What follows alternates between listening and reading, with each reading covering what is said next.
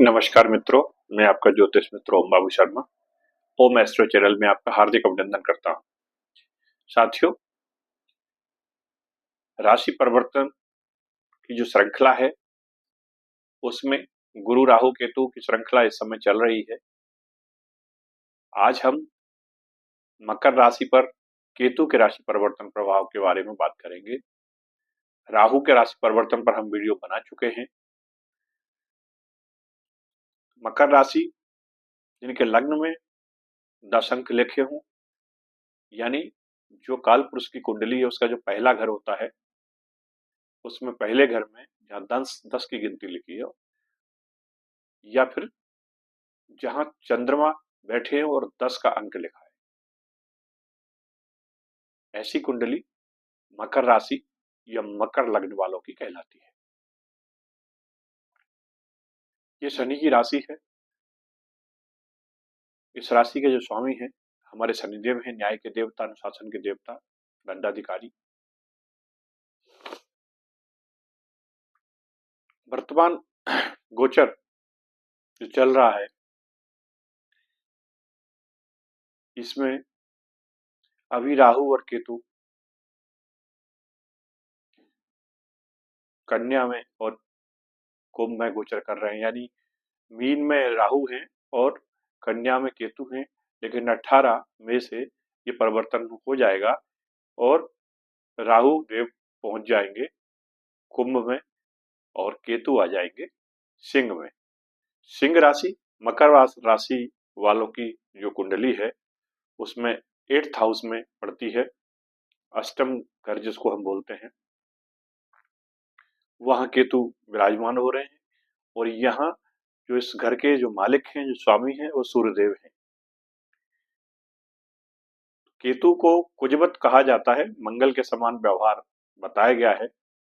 केतु के चूंकि सिर्फ धड़ है, शरीर नहीं है, सॉरी सिर नहीं है, तो ये ऐसे इस प्लानिट को हम इमोशन का कारक मानते हैं। जो अंदर की भावनाएं रहती हैं, दिल की जो बातें होती हैं, वो हम केतु से लिंक करते हैं। ये आध्यात्म और मोक्ष की ओर ले जाने वाले प्लानिट हैं। ये हमको डिटेच करते हैं चीजों से। ये हमारी जो इच्छाएं हैं, जो राहु बढ़ाते हैं, ये कहीं ना कहीं उनको, उन इच्छाओं को से हमको दूर ले जाते हैं। तो जब मकर राशि में केतु गोचर करेंगे तो किस प्रकार का, सॉरी सूर्य की राशि सिंह राशि में जब केतु गोचर करेंगे तो मकर राशि या मकर लग्न वालों पर इसका क्या असर होगा, इस पर हम बात करते हैं। दोस्तों, 8वां घर जो होता है इसको हम समुद्र से जोड़ के चलते हैं। ये आयु और मृत्यु का घर कहा जाता है इसको। रहस्य का घर है, गहराइयों का हाउस है। जमीन के अंदर पाए जाने वाले खनिज लवण हम इस घर से देखते हैं। जितने भी तंत्र मंत्र ज्योतिष साधना है, रिसर्च है, सारा कुछ हम इसी घर से देखते हैं। हमारी ससुराल का भी हाउस हम 8th हाउस को ही मान के चलते हैं। और शरीर के जो कमर से नीचे का हिस्सा है, जो हमारे जो जननांग है या हमारा जो वेस्ट है, वो सब हम इसी हाउस से देखते हैं। राहु केतु का जो एक्सिस बनेगा 18 मई से, वो ऐसा बनेगा जैसे जो हमारा सेकंड हाउस है, कुंडली का धन भाव है, वहां राहु बैठेंगे। और जो हमारा 8वां घर है तो हेड सेकंड हाउस होगा और टेल हमारा 8th हाउस होगा, माने रिसीवर सेकंड हाउस होगा और जो एग्जिट है वो हमारा 8th हाउस होगा।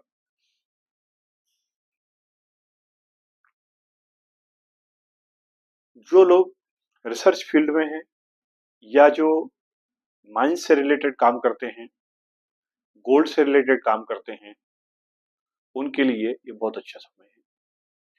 केतु गोल्ड को बहुत पसंद करते हैं। दो ही प्लानिट हैं, गुरु और केतु, जिनको सोना बहुत प्रिय है। पीली वस्तुओं से इनको लगाव है।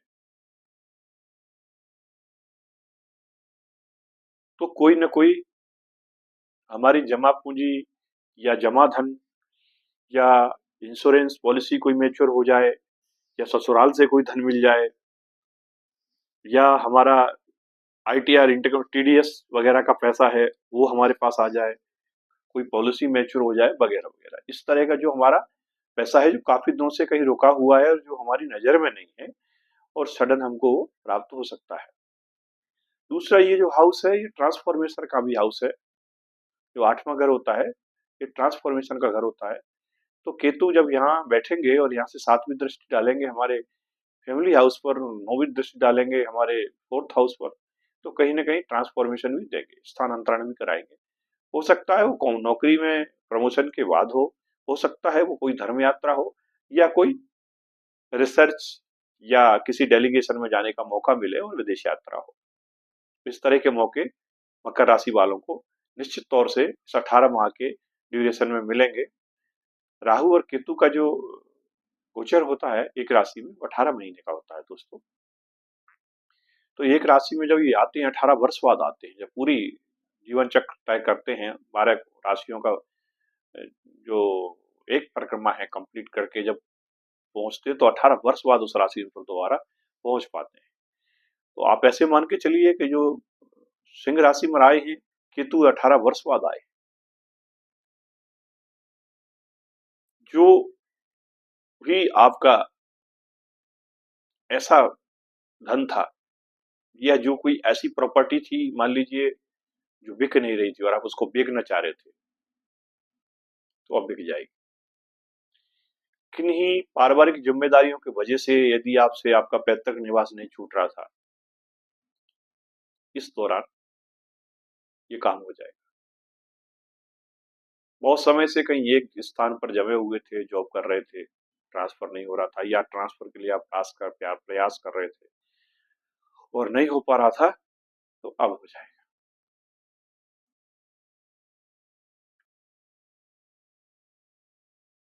केतु और गुरु दोनों अध्यात्म के प्रतीक माने जाते हैं, लेकिन थोड़ा सा फर्क है।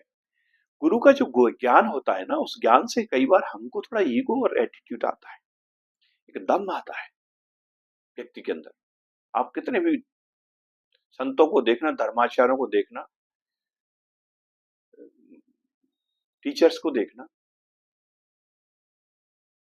थोड़ा सा दम उनके अंदर रहता है। ये गुरु का कारकत्व है, बेसिकली स्वभाव है। तो मूल स्वभाव कोई भी वस्तु हो या व्यक्ति हो वो छोड़ता नहीं, वो रहता है उसके साथ। इसी प्रकार से केतु का जो ज्ञान है ये वैराग्य देता है हमको, डिटेचमेंट देता है, चीजों से लगाव नहीं रखता। ये बताता है हमको कि अब आपका ये सब हो गया, आगे बढ़ो। थोड़ा सा भौतिक जगत से ऊपर उठिए, अध्यात्म के तल पर आइए, समाज कल्याण के और स्वयं के कल्याण के लिए ऐसे कार्य करिए जिसके बाबत आपका जन्म हुआ है। बहुत से लोगों का, विद्वानों का मानना है कि यदि आपको ये जानना हो कि हम इस जन्म में किस लिए आए हैं या किस भाव से रिलेटेड कार्य हमारे पूर्ण हो गए हैं, उसको भी हम राहु और केतु से देखते हैं। जो पेंडिंग कर्मा है हमारे जिस भाव से रिलेटेड वहां राहु बैठे होते हैं उससे ठीक 90 डिग्री पर ठीक सामने केतु बैठे होते हैं। तो जिस भाव में केतु बैठे होते हैं माने उस भाव से रिलेटेड कार्य आप पूर्व जन्म में कंप्लीट कर चुके हैं, आप पर उस भाव का कोई ऋण बकाया नहीं। और उसी भाव से जुड़कर आपको इस जन्म में मान सम्मान की प्राप्ति होती है। केतु को हम झंडे का प्रतीक मानते हैं। जैसे आपने देखा है झंडा हमेशा शिखर पर लहराता है, ऊपर चोटी पर लगाया जाता है। तो उस भाव से रिलेटेड कार्यकर्तों के वजह से ही आपका नाम और सम्मान इस जीवन में आपको मिलेगा।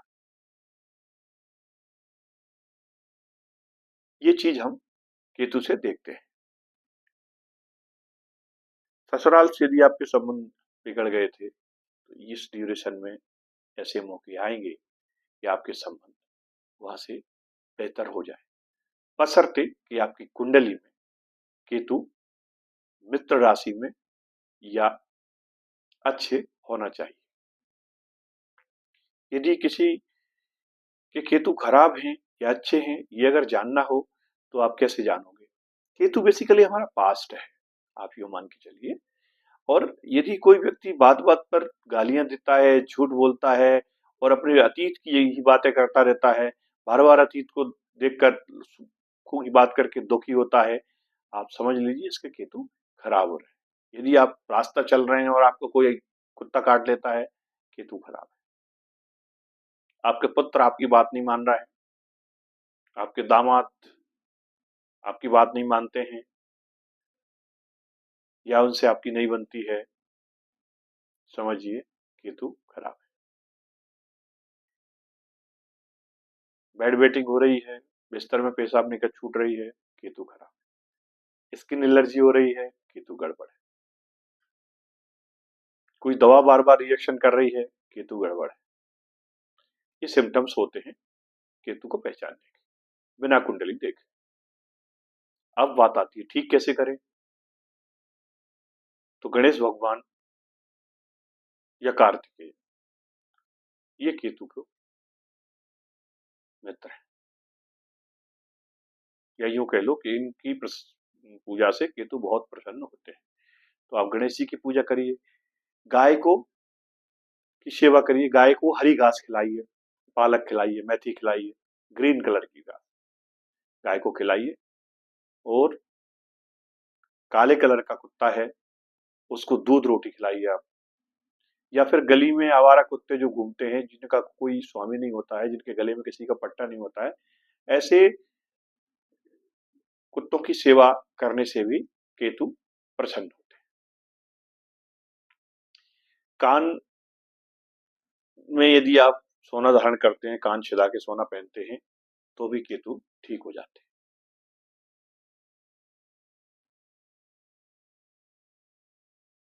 इसके अलावा केतु को ठीक करने के उपाय, इनके बीज मंत्र है, उस बीज मंत्र का की आप माला करिए जितना कर सकते हैं, उससे भी केतु ठीक होते हैं।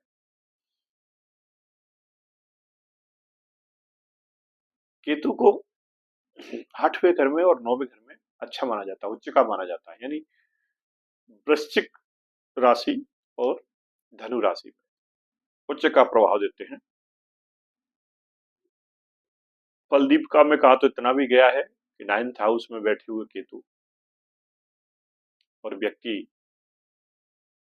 यदि हृदय से साफ हो, तो ऐसा व्यक्ति यदि किसी के बारे में कुछ बोल दे तो उसकी प्रोटेक्शन 100% सत्य होती है। आपने कई लोगों को चर्चा करते सुना होगा कि मुझे ना पता चल जाता, पूर्वाभास हो जाता है, घटना दुर्घटना का उसको रात में सपना आ जाएगा या पूर्वाभास हो जाएगा। तो ये पूर्वाभास जिन लोगों को होता है, वो उनको होता है जिनके राहु अच्छे होते हैं।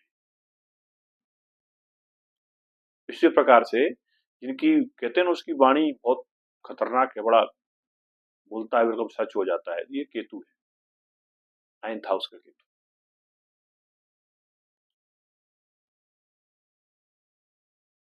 यहाँ उच्च का माना जाता है। केतु को लाल किताब में 12th हाउस दिया गया है, 12वां घर दिया गया है। वो लोग 12वें घर में इसको उच्च मानते हैं क्योंकि मोक्ष का कारक है और वो इनका अपना स्थान है। तो राहु केतु को 6 और 12 ये दिए गए हैं लाल किताब के हिसाब से।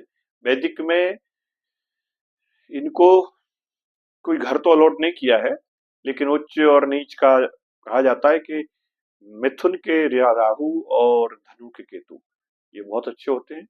और उसके बाद फिर अगर सेकंड ग्रेड हम देते हैं तो वृषभ के राहु और वृश्चिक के केतु।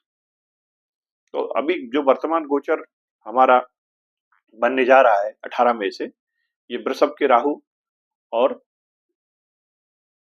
सॉरी कुंभ के राहु, सेकंड हाउस में मतलब राहु आ रहे हैं और 8th हाउस में केतु आ रहे हैं। तो ये जो सेकंड स्टैंडर्ड इनको दिया गया है उच्चता का निम्नता का, उसको इस समय ये फॉलो करेंगे। यानी वृषभ के यानी दूसरे हाउस के जो जो राहु परिणाम देते हैं, उसी प्रकार के परिणाम आपको अभी सेकंड हाउस से मिलेंगे। सेकंड हाउस में आपकी कुंभ राशि आएगी। कुंभ राशि शनि की राशि है। राहु शनिवत व्यवहार करते हैं। थोड़ा सा घर परिवार में, कुटुंब परिवार में हो सकता है आपका वाद विवाद भी हो जाए, और हो सकता है यदि अच्छे हैं तो बहरूपिया का रूप धारण करके जो जो जैसा सुनना चाहता है उसको वैसी बात करके ये प्रसन्न भी कर देते हैं। तो बहुत कुछ निर्भर करता है आपकी अपनी लग्न पत्रिका के ऊपर कि उसमें ये किस पोजीशन में बैठे हैं। मित्र राशि में बैठे हैं, मित्र नक्षत्र में बैठे हैं, मित्र के घर में बैठे हैं, इनकी दशा अंतर्दशा चल रही है, उसके हिसाब से ये फल देते हैं।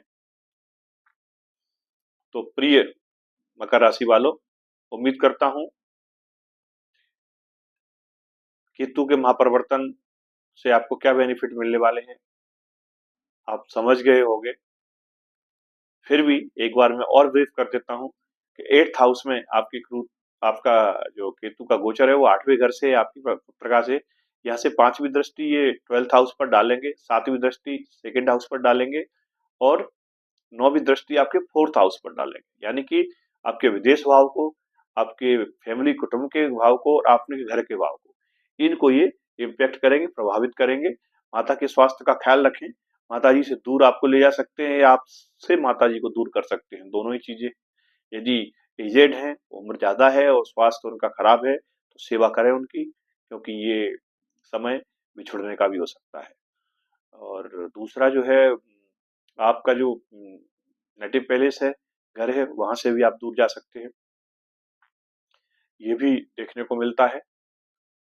थोड़ा सा वाणी में संयम रखें,